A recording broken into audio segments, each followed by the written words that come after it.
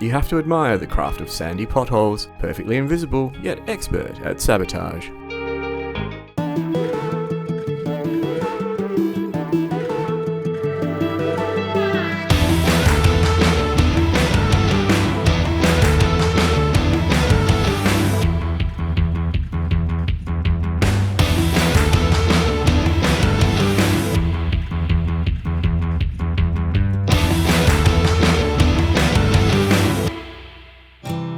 In this episode, I head out to experience the vast salty expanse of the Salar de Uyuni before setting my course south through the high desert towards the border crossing at Ollagüe, where I bid farewell to Bolivia and re-enter Chile.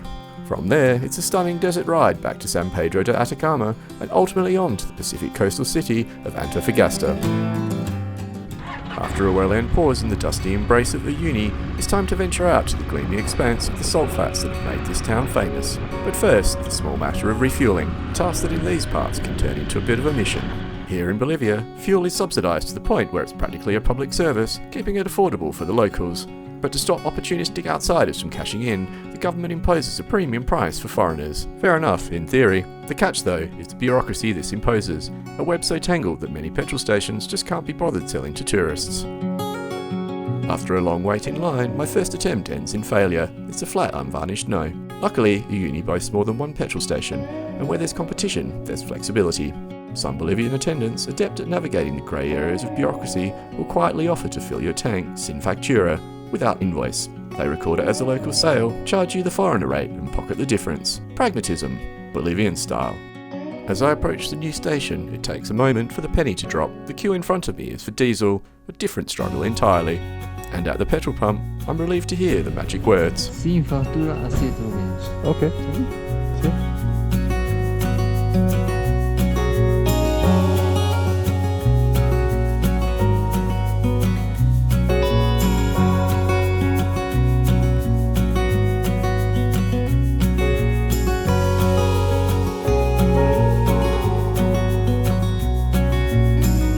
Juiced up, it's a snappy 20-minute ride north, back up the highway to Colchani, a scruffy little outpost that clings to the map mainly because it happens to be at the gateway to the salt flats. It's the sort of place where even the stray dogs look like they're just passing through. For the region's biggest tourist magnet, the entrance is disarmingly understated, i.e. non-existent. No gates, no gift shops, no overzealous interpretation centres cluttering the view. Just a refreshing lack of ceremony, as if the salt flats couldn't be bothered with the usual fanfare. The modest dirt road soon dissolves into salt, where a posse of four-wheel drives ferries its tourist cargo into the white yonder. The Salar de Uyuni is the largest salt flat on the planet, sprawling over 10,000 square kilometres. Most of the year, it's a stark, bone-dry desert of dazzling white, but during the wet season, it transforms into a boundless mirror, reflecting the sky with surreal perfection. Sadly, I'm here at the wrong season for that spectacle, but the endless white horizon still holds plenty of appeal. The salt flats are mostly unblemished by permanent human ambition, but traces of their past as a Dakar rally host still linger on the eastern edge. For a decade from 2009, the legendary race swapped Saharan sands for South American salt before decamping to its current stomping ground in Saudi Arabia. Before long, the ceramic flamingos and forlorn flags shrink to specks in the rearview mirror, the horizon stretches into infinity, the world dissolves into white, and the real fun begins. Today I want to play but the laundry. Gotta stay to clean the state up to nothing. They got me needing a rest, I'm never feeling my best. If you wanted to know, feel a hole in my chest, sitting under my vest. If you wanted to know what you're here for. No, wanna be alright.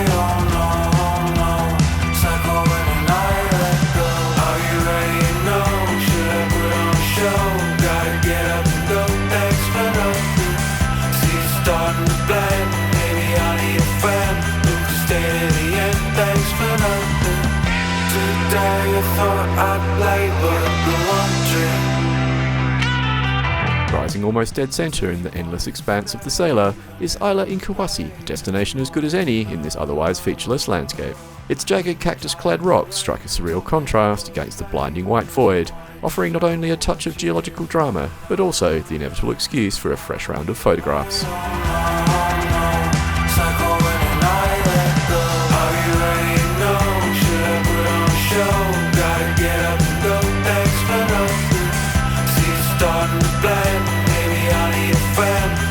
stay to the end. Thanks for nothing. Thanks for nothing.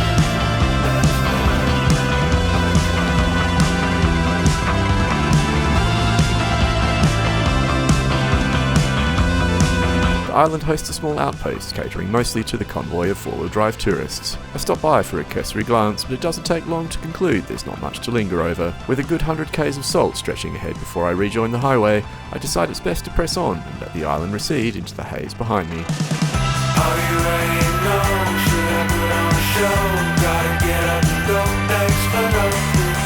See you starting to blend. Maybe I need a friend who can stay to the end. Thanks for nothing. New day, I'm made of the gutter. Wanna stay the sunny, but I know you never bother.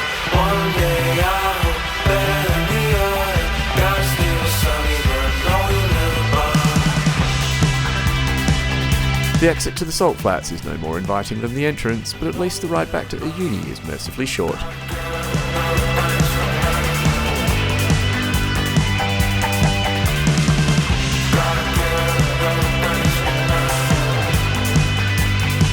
Before the day can be declared officially over, there's the small matter of a pit stop at the Moto Lavado, where the bike must be liberated from any bits of the sailor which may have hitched a ride. Day 52, and it's farewell to Uyuni. Not that Uyuni seems particularly bothered.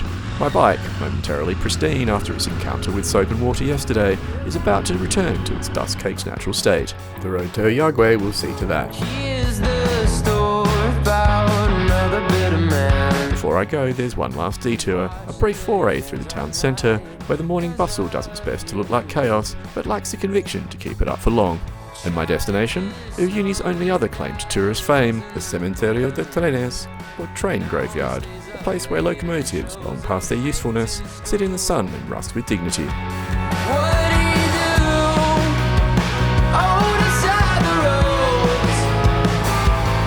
Back in the late 19th century, the British laid down the local railway with their usual blend of ambition and pragmatism to haul minerals from the desert to the Pacific ports. It did the job well enough until the 1940s, when the mining industry collapsed and the trains, with nowhere left to go, were abandoned on the spot. Now they sit where they were left, dissolving slowly into the landscape, a rusting time capsule of a boom long gone bust.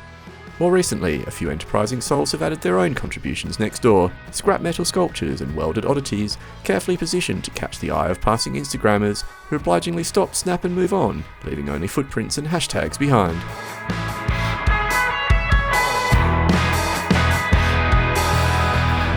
Here's what's fun. Leaving the rusty relics behind is a 230k ride to the border. With no petrol stations on the Chilean side until Calama, a brief refuel at San Cristobal is in order, home to the only pump between Uyuni and Chile's mining capital. Given its remoteness, I'm also hoping they're more amenable to passing travellers and won't make the simple act of buying fuel as much of an obstacle course as it was in Uyuni.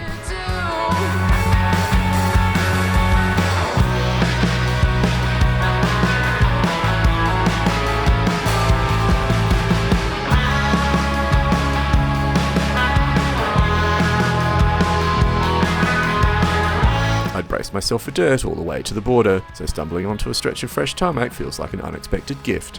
I settle into it while I can, as there's no telling how long such a civilised interlude might endure.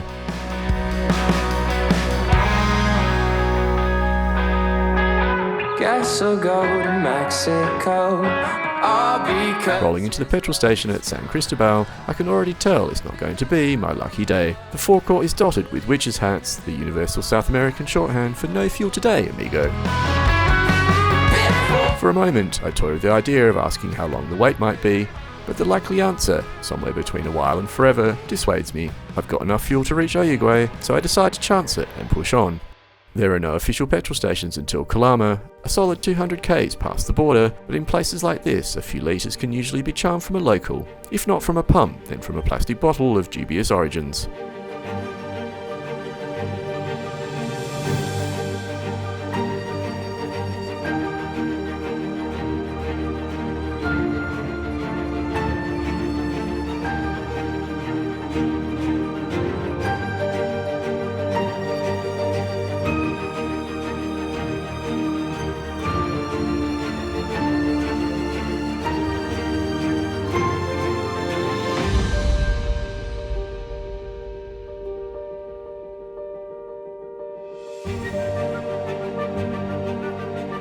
Just as I'd feared, the glorious new Tarmac comes to an unceremonious halt, tossing me onto a makeshift thoroughfare which promises 80 k's of bumps, sand and character building. On the bright side, the scenery is spectacular, though it's hard to fully appreciate it while wrestling a bike that can suddenly want to be anywhere but upright. Before long I'm reminded of just how treacherous sandy stretches can be. The road, shared with heavily laden trucks shuttling goods to and from the border, is a patchwork of soft-filled potholes, blending so seamlessly with the surface that they're more trap than terrain. Soft sand is also a challenge for my otherwise excellent S2.E10 Plus tyres. The angled chevron pattern, which gives them their good road manners, has a tendency in the soft stuff to induce an unwelcome touch of fishtail drama to my fully loaded bike. I've seen plenty of big trucks muscling their way along this road, so when a narrow sandy section appears, discretion is the better part of survival. Always best to yield to anything large enough to turn you into a footnote. And especially since my immediate future involves some undignified tractoring through a patch of sand so deep, it seems less like a road and more like a practical joke at my expense. Thankfully, the struggle is short-lived. The road firms up, and for the first time in a while, I can do something other than wrestle with the terrain. I can actually look at it. But my appreciation of the volcanic peaks is abruptly cut short. It turns out that Touratech's fastening mechanism, though no doubt engineered in a spotless German workshop, is no match for the kind of relentless battering only a Bolivian road can dish out.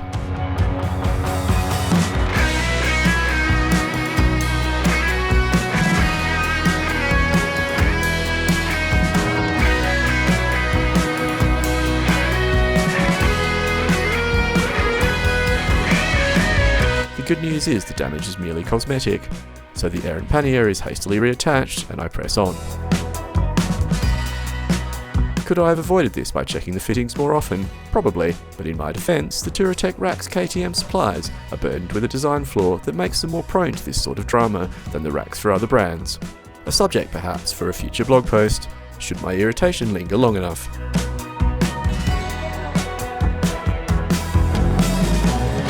Further up the road I spot a group of fellow bikers pulled over. I slow down, ready to offer assistance, but my inquiry is met with the sort of silence usually reserved for tax auditors and door-to-door evangelists, so taking the hint I twist the throttle and carry on. A fresh round of bone-rattling bumps soon gives way to a miniature dust storm, an impromptu spectacle that mercifully fizzles out almost as quickly as it arrived.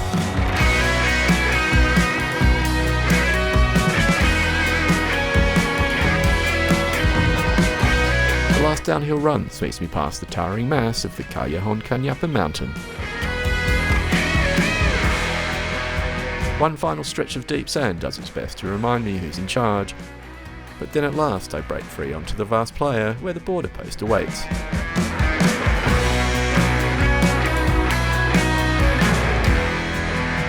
It's a small border post, the kind where signage seems to be considered an unnecessary luxury.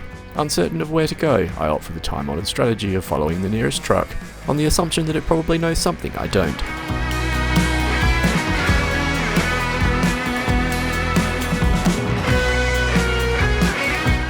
A few moments later. Leaving Bolivia turns out to be one of the swiftest formalities of the trip, practically a record at a brisk 5 minutes. Clearly, they're in no mood to prolong the goodbyes. From there it's a little over 4 k's to the Chilean station, with the actual border announced in the usual way, an abrupt and almost comical upgrade in road quality, as if civilization had just been switched back on.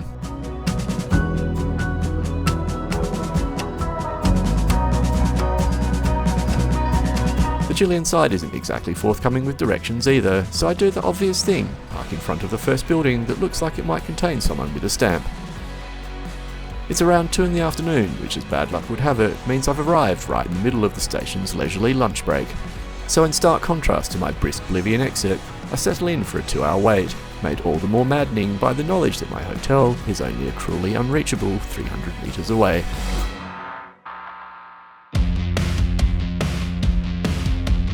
The next morning unfurls in a blaze of Andean brilliance, the kind of light that makes even a crumbling wall look like a museum piece. After a restful stay at the friendly and deservedly well-regarded Incahuasi Hostel, the first order of the day is to set off in search of fuel, steered by a tip-off from my hotel host. Adios, hasta luego. I'm catching a midnight ride.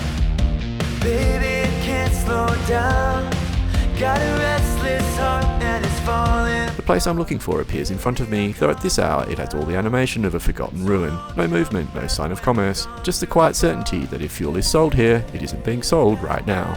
I weigh my chances of making it to Kramer on what's left in the tank. It's dicey but not catastrophic, and there are other settlements along the way, so I can probably try the same trick at a more sociable hour if need be. Ollagüe is the kind of place you can leave behind almost by accident. Blink twice and you're already rolling into the breathtaking emptiness of the Reserva Nacional out to Loa. I had no particular expectations for this side of the border, but whatever they might have been, they would have fallen short. Although fuel concerns do linger like an unwelcome guest, they take a back seat to the sheer joy of the ride. So far, this is as good as it gets. Vast, desolate and stunning in that effortless way only high-altitude wilderness can manage.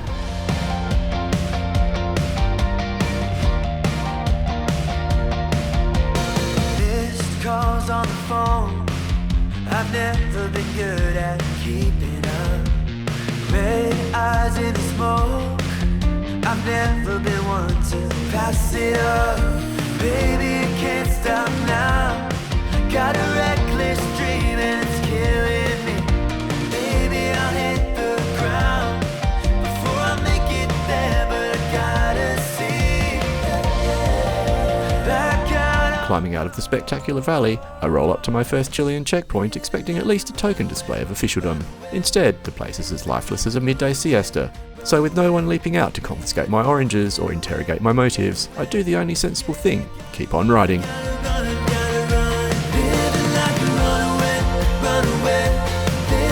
Chile's mineral wealth may pave roads with a generosity Bolivia can only dream of, but even here the gods of infrastructure demand their tribute. Repairs must be made and detours must be endured. A dusty diversion jolts me back to yesterday's Bolivian roadworks, the same loose sand and the same enthusiastic truck drivers with a firm belief in momentum over caution. Some things, it seems, transcend national borders.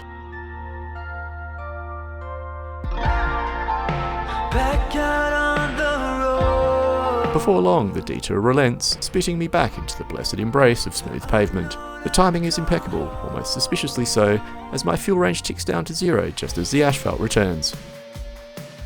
Taking the hint, I pull over and set about pouring life back into the tank from my jerrys. And glancing at the dash, I find myself genuinely impressed. A rare and wonderful sensation when it comes to motorcycle range indicators. Unlike the optimistic liars I've owned before, this one tells the truth with eerie precision. When I left Ollagüe, it promised me 100 k's. Now, with the gauge reading a full 0, I've clocked just over 100. And even better, my 20-litre main tank has carried me a staggering 542 kilometres. So with the 6 litres from my jerrys, Kramer is no longer a distant hope, but a certainty. With that, the fuel anxiety that shadowed me all morning evaporates, leaving only the open road and the satisfaction of the ride. Topped up to the tune of another 170 k's, I'm back on the road. Not even another stretch of gravel can put a dent in my mood. It certainly tries its best, kicking up dust and rattling the bones, but it's nothing more than a fleeting nuisance. And soon enough, the tarmac returns, smooth and unbroken, stretching all the way to Kramer like a promise kept.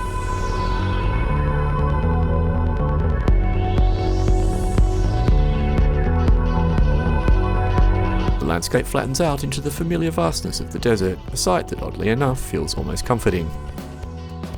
Before long, the outskirts of Kramer creep into view, along with the inevitable tangle of traffic. But more importantly, like an oasis in the asphalt wilderness, a petrol station appears. Although I'm not running on vapours as originally feared, it's still as welcome as a long-lost friend. The final stretch of today's ride leads me back to San Pedro to Atacama, though in hindsight staying in Kramer would have made far more sense, especially since I have to double back this way tomorrow. But plans, like desert winds, have a way of shifting. Originally I'd intended to take a more remote desert route back to Chile, which made San Pedro the logical overnight stop. Then somewhere along the way, Ollagüe became a better option, and now here I am, retracing my steps. But no matter, San Pedro is pleasant enough and it's only 100 k's down the road.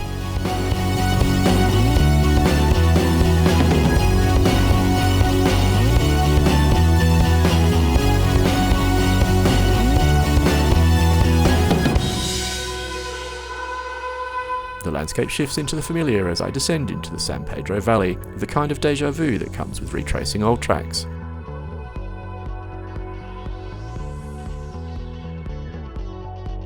Soon enough, I'm rolling up to the same hotel I stayed in last time, a fittingly effortless end to a long day on the road.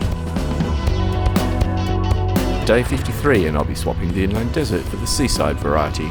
Today marks my return to the Pacific coast I last turned my back on in Peru. I half expected to hold a grudge. My destination is Antofagasta, the regional capital and my jumping off point for further exploration down Chile's epic coast.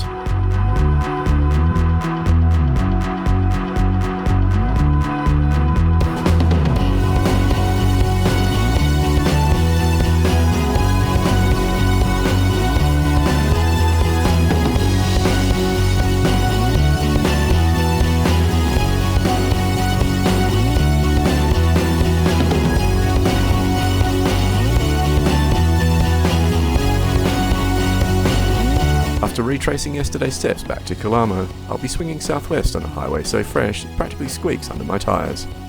While the tarmac itself may sparkle, the uniformly desolate views will be a little less thrilling, but after the detours and dust clouds of recent days, smooth and uneventful is fine with me.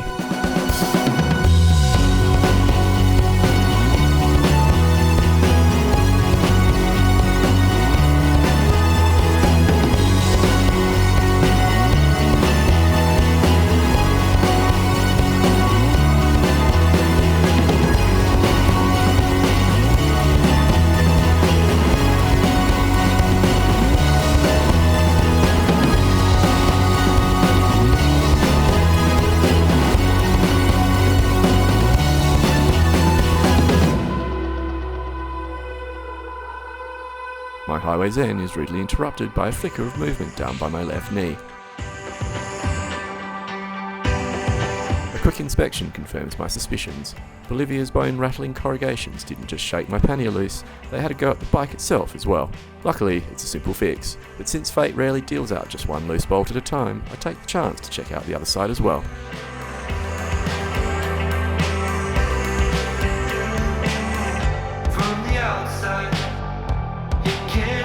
Back on the road, and the next puzzle presents itself: how to actually get down to Antofagasta. A chat with a friendly Aussie mine worker I met en route, because of course there's an Aussie mine worker here, revealed that the main route into town is only open for a few hours a day. It seems the new highway has been racking up accidents at an impressive rate, prompting the Chilean authorities in their boundless wisdom to conclude that the best way to improve safety is to simply close the road to almost everyone, almost all the time. Fortunately, a small detour through the industrial outpost of La Negra delivers me to Ruta 28, an alternative road which will drop me at the southern end of town, and as luck would have it, also not far from my hotel.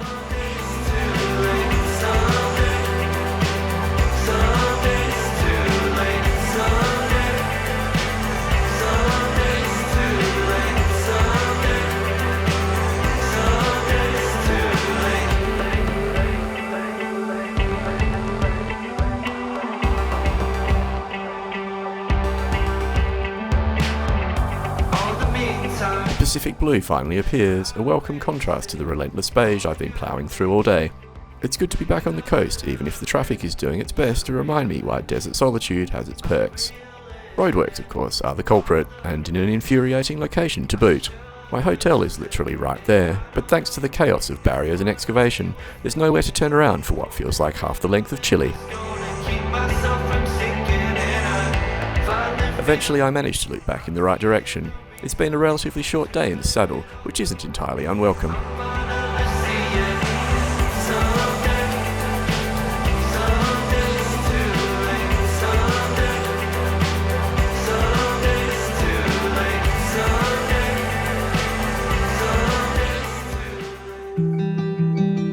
Straight roads, views,